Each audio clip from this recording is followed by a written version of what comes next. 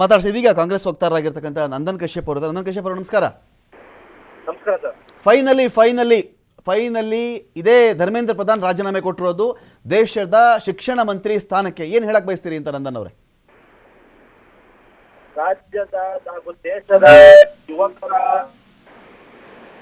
ಜೀವದ ಮೇಲೆ ಚೆಲ್ಲಾಟ ಆಡಿದ್ದ ಇದೇ ಧರ್ಮೇಂದ್ರ ಪ್ರಧಾನ್ ಫೈನಲಿ ನಮ್ಮ ಬೇಡಿಕೆಗೆ ಈಡೇರಿ ಕೊಟ್ಟಿದ್ದಾರೆ.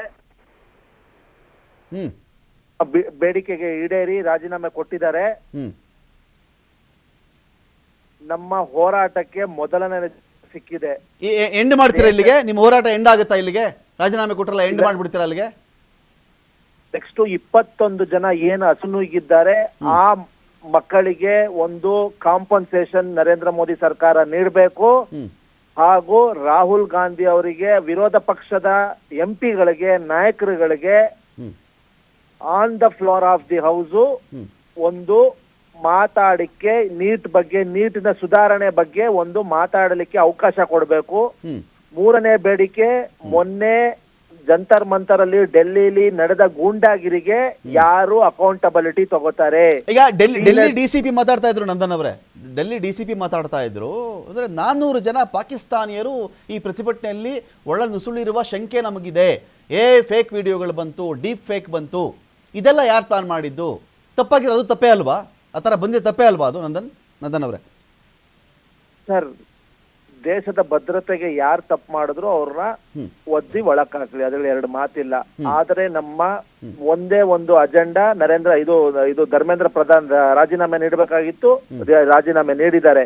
ಸೆಕೆಂಡು, ಇವಾಗ ಅಕೌಂಟಬಿಲಿಟಿ, ಮಕ್ಕಳ ಮೇಲೆ ಒಂದು ಮನುಷ್ಯತ್ವ ಇಲ್ಲದ ರೀತಿಯಲ್ಲಿ ಕ್ರೂರ ಮುಖಗಳ ರೀತಿ ನಮ್ಮ ಮಕ್ಕಳ ಮೇಲೆ ಇದೇ ನರೇಂದ್ರ ಮೋದಿ ಸರ್ಕಾರ ಲಾಠಿಲಿ, ಇದು ಪಿಲೆಟ್ಸ್ ಅಲ್ಲಿ ಮತ್ತೆ ಟಿಯರ್ ಗ್ಯಾಸ್ ಹೊಡೆದಿ ಅವ್ರಿಗೆ ಮೈಯೆಲ್ಲ ಬಾಸುಂಡೆ ಬರೋ ರೀತಿಯಲ್ಲಿ ಹೊಡೆದಿದ್ದಾರೆ. ಅದಕ್ಕೆ ಅಕೌಂಟಬಿಲಿಟಿ ಯಾರು, ಅದನ್ನ ಹೊಣೆಗಾರಿಕೆ ಯಾರು ತಗೋತಾರ, ಅದಕ್ಕೆ ಉತ್ತರ ಬೇಕು. ಈ ಸುಧಾರಣೆ ಬಗ್ಗೆ ಏನು ಒಂದು ವಿಸ್ತೃತವಾಗಿ ಹೌಸ್ ಅಲ್ಲಿ ಒಂದು ಚರ್ಚೆ ನಡಿಬೇಕು. ಆ ಚರ್ಚೆಗೆ ನರೇಂದ್ರ ಮೋದಿ ಕೂಡ ಭಾಗವಹಿಸಬೇಕು, ಅವ್ರ ಕಡೆಯಿಂದ ಅಕೌಂಟಬಿಲಿಟಿ ಬೇಕು. ಹಾಗೂ ಸತ್ತಿರುವ ಮಕ್ಕಳಿಗೆ 5 ಕೋಟಿ ಕಾಂಪನ್ಸೇಷನ್ ನರೇಂದ್ರ ಮೋದಿ ಸರ್ಕಾರ ಕೊಡಬೇಕು. ಇದು ನಮ್ಮ ಆಗ್ರಹ. ಇವಾಗ 400 ಜನ ಬಂದ್ರು, 500 ಜನ ಬಂದ್ರು, ಇಷ್ಟು ದಿನ ಯಾಕೆ? ನಾನು ನಂದನ್ ಕಶ್ಯಪ್ ಅವರ ಒಂದು ಪ್ರಶ್ನೆ ಕೇಳ್ತೀನಿ. ಇಷ್ಟು ದಿನಗಳ ಕಾಲ ಇಡೀ ಕ್ಯಾಬಿನೆಟ್ಗೆ ಮುಜುಗರ ಮಾಡಿ, ನರೇಂದ್ರ ಮೋದಿ ಅವರಿಗೆ ಮುಜುಗರ ಮಾಡಿ, ಅವರು ಮಧ್ಯರಾತ್ರಿ ಎಲ್ಲ ಎದ್ದೆದ್ದು ಬಂದು ವಿಡಿಯೋಗಳನ್ನು ಮಾಡಿ ಅವರು ಮನವಿಗಳನ್ನು ಮಾಡಿಕೊಳ್ಳುವಷ್ಟರ ಮಟ್ಟಿಗೆ ಈ ತಿಳಿಗಡಿ ಈ ಧರ್ಮೇಂದ್ರ ಪ್ರಧಾನ್ ಮಾಡಿದ್ದ ಅಂದರೆ ಇಡೀ ಸರ್ಕಾರಕ್ಕೇನೆ ಒಂದು ಕಳಂಕವಾಗಿ ಕಾಡಲಿಲ್ವಾ ಈ ಮನುಷ್ಯ ಅಂತ?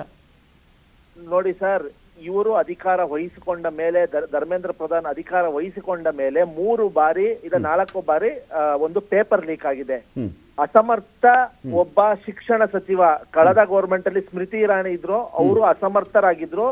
ಈ ಶಿಕ್ಷಣ ವ್ಯವಸ್ಥೆಯನ್ನು ನರೇಂದ್ರ ಮೋದಿ ಸರ್ಕಾರ ಕಳೆದ 12 ವರ್ಷದಲ್ಲಿ ಬುಡಮೇಲು ಮಾಡಿದೆ. ಇದನ್ನೇ ರಾಹುಲ್ ಗಾಂಧಿ ಅವರು ಪದೇ ಒತ್ತಿ ಹೇಳ್ತಾ ಇದ್ದಾರೆ. ಅಲ್ಲಿ FTT ಇದು 14ರಿಂದ 19ರಲ್ಲಿ ಪೂನೆ FTI ಇನ್ಸ್ಟಿಟ್ಯೂಟ್ ಅಲ್ಲಿ ಒಂದು ದೊಡ್ಡ ಗಲಾಟೆ ನಡೀತು. ಯಾವ್ದೋ ಒಬ್ಬ RSS ಒಬ್ಬ ಮೌತ್ ಪೀಸ್ ನ ಹೋಗ್ಬಿಟ್ಟು ಚೇರ್ಮನ್ ಮಾಡ್ಬಿಟ್ಟು ಏನೇನೋ ಮಾಡಿಸ್ತಿದ್ರು, ಅದೊಂದು ದೊಡ್ಡ ಗಲಾಟೆ ಆಗಿತ್ತು. ತಾವು ಮಾಧ್ಯಮದವ್ರು ವರದಿ ಮಾಡ್ತಿದ್ರಿ.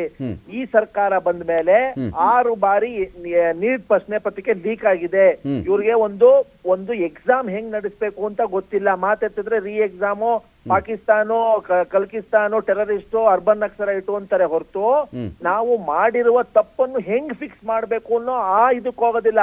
ಮಾತೆತ್ರ ಈ ಮಕ್ಕಳೆಲ್ಲ ಟೆರರಿಸ್ಟು, ಈ ಮಾತೆತ್ರ ಅರ್ಬನ್ ನಕ್ಸಲ್ಸು, ಅಲ್ಲ ಪಾಕಿಸ್ತಾನದಿಂದ ಇದು ಡೀಪ್ ಫೇಕ್ ವಿಡಿಯೋ ಬಂದಿದೆ. ಇದೆಲ್ಲ ಸರ್ ನಮ್ಗೆ ಉತ್ತರ ಬೇಕಾಗಿರೋದು, ಸರ್ಕಾರದಿಂದ ಉತ್ತರ ಬೇಕಾಗಿರೋದು. ಈ ಅನಾಹುತಗಳ ಆಗದಂಗೆ ನಾವು ಎಕ್ಸಾಮ್ ಹೆಂಗ್ ನಡೆಸ್ತೀವಿ ಅಂತ ನರೇಂದ್ರ ಮೋದಿ ಕಡೆಯಿಂದ ಉತ್ತರ ಬೇಕು. ನಾವು ಒಂದಷ್ಟು ಸಜೆಷನ್ ಕೊಡ್ತೀವಿ. ಪ್ರತಿಪಕ್ಷವಾಗಿ ನಮಗೂ ಒಂದು 63% ಜನ ನಮ್ಮ ಪ್ರತಿಪಕ್ಷ ಇಂಡಿಯಾ ಅಲೈನ್ಸ್ ಪರವಾಗಿದೆ. ಅದನ್ನ ನಿಮ್ಗೆ ಸಜೆಷನ್ ಕೊಡ್ತೀನಿ, ಇಂಪ್ಲಿಮೆಂಟ್ ಮಾಡಿ. ವಿದ್ಯಾರ್ಥಿಗಳಿಗೆ ಒಂದು ಒಳ್ಳೇದಾಗ್ಲಿ ಅಂತ ನಮ್ಮ ಆಗ್ರಹ. ಸೆಕೆಂಡ್, ನಮ್ಮ ಮೇನ್ ಆಗ್ರಹ, ಯಾರು ಈ ಮಕ್ಕಳ ಮೇಲೆ ಒಂದು ದೌರ್ಜನ್ಯ ಮಾಡಿದರೆ ಅವರು ಸಸ್ಪೆಂಡ್ ಆಗ್ಬೇಕು. ಅಮಿತ್ ಶಾನರ ಆಗ್ಲಿ, ಇಲ್ಲ ಅವ್ರು NIA ಹೆಡ್ ಆಗ್ಲಿ, ಇಲ್ಲ ಅವ್ರ ಇಂಟೆಲಿಜೆನ್ಸ್ ಫೇಲ್ಯೂರ್ ಆಗಿದೆಯೋ ಏನಾಗಿದೆಯೋ ಗೊತ್ತಿಲ್ಲ, ಈ ಮಕ್ಕಳ ಮೇಲೆ ಒಂದು ಕೇಸು ಕೂಡ ಹಾಕ್ಬಾರ್ದು. ಈ ಯುವಕರು ಮುಂದಿನ ದೇಶದ ಪ್ರಜೆಗಳು, ಇವರು ಭವ್ಯ ಬುನಾದಿ ಆಗ್ತಾರೆ. ನಮ್ಮ ಈ ಮಕ್ಕಳು ಮುಂದಿನ ದಿನಗಳಲ್ಲಿ ಒಂದು ದೊಡ್ಡ ದೊಡ್ಡ ಡಾಕ್ಟರ್ ಆಗ್ತಾರೆ, ಸೈಂಟಿಸ್ಟ್ ಆಗ್ತಾರೆ. ಅಬ್ದುಲ್ ಕಲಾಂ ತರ ಇವಾಗ CT ರವಿನ ರಸ್ತೆ ನಿಂತ್ಕೊಂಡು ಮುಲ್ಲಾಗಳಿಗೆ ಏನ್ರಿ ಅಂತ ಎದೆಸಿ ಹೇಳಿದ್ರೆ 4 ಅಕ್ಷರ ಗೊತ್ತಿಲ್ಲ ಅಂತ, ಇದೇ CT ರವಿ ಅವ್ರಿಗೆ ಗೊತ್ತಿಲ್ಲ ಅನ್ಸುತ್ತೆ. ಅಬ್ದುಲ್ ಕಲಾಂ ಅಂತ ಮುಸ್ಲಿಂ ಜನಾಂಗದಲ್ಲಿ ಹುಟ್ಟಿ ಒಬ್ಬರು ರಾಷ್ಟ್ರದ ರಾಷ್ಟ್ರಪತಿಗಳು, ಪ್ರೆಸಿಡೆಂಟ್ ಆದ್ರು, ಅವ್ರು ಸೈಂಟಿಸ್ಟ್ ಆಗಿದ್ರು. ಈ CT ರವಿಗೆ ಎದೆಸಿ ಹೇಳಿದ್ರೆ 4 ಅಕ್ಷರ ಇಂಗ್ಲಿಷ್ ಬರಲ್ಲ ಸರ್. ಹಾಗಾಗಿ ನಾನು ನಿಮ್ಮ ವಾಹಿನಿ ಮೂಲಕ ನಾನು ಆಗ್ರಹ ಮಾಡೋದು ಒಂದಷ್ಟೇ, ಮಕ್ಕಳ ಮೇಲೆ ಘನಘೋರ ಕೃತ್ಯ ಮೇಲೆ ಅವ್ರಿಗೆ ಅಟ್ಯಾಕ್ ಮಾಡಿದ್ರಲ್ಲ, ಅವ್ರನ್ನ ಅಕೌಂಟಬಿಲಿಟಿ ಫಿಕ್ಸ್ ಮಾಡಬೇಕು, ಯಾರವ್ರದ್ದು. ಸೆಕೆಂಡ್, ಸತ್ತೋಗಿರೋ ಮಕ್ಕಳಿಗೆ ಕಾಂಪನ್ಸೇಷನ್ ಕೊಡಬೇಕು. ಸವಿಸ್ತಾರವಾಗಿ ಹೌಸ್ ಅಲ್ಲಿ ಚರ್ಚೆ ಆಗ್ಬೇಕು. ಎಲ್ಲ ವಿರೋಧ ಪಕ್ಷದ MP ಗಳಿಗೆ ಅವಕಾಶ ಕೊಡ್ಬೇಕು, ಮಾತಾಡ್ಬೇಕು. ನರೇಂದ್ರ ಮೋದಿ ರಿಸೈನ್ ಮಾಡಿಸಿರಿ ಅಂತ ಫಲಾನುವಾದಿ ಮಾಡ್ಬಿಟ್ಟು ಅದು ಬೇರೆ ದೇಶಕ್ಕೆ ಹೋಗಿ ಕೂತ್ಕೊಂಡು ಅಲ್ಲಿ ಮೊನ್ನೆ ಮೆಲೋಡಿ ಚಾಕ್ಲೇಟ್ ನ ಹಂಚ್ಕೊಂಡು ನಿಂತ್ಕೊಳ್ಳೋ ಕೆಲ್ಸಕ್ಕೆ ಕೈ ಹಾಕ್ಬಾರ್ದು. ನಮಗೆ ಬಂದು ಹೌಸ್ ಒಳಗಡೆ ಸವಿಸ್ತಾರವಾಗಿ ಈ ಬಗ್ಗೆ ಚರ್ಚೆ ನಡಿಬೇಕು. ಅಲ್ಲಿವರೆಗೂ ನಾವು ಈ ಹೋರಾಟ ನಿಲ್ಸಲ್ಲ. Fine. Thank you Nandan Kashyap ಅವರೇ ಮಾತನಾಡೋದಕ್ಕಾಗಿ.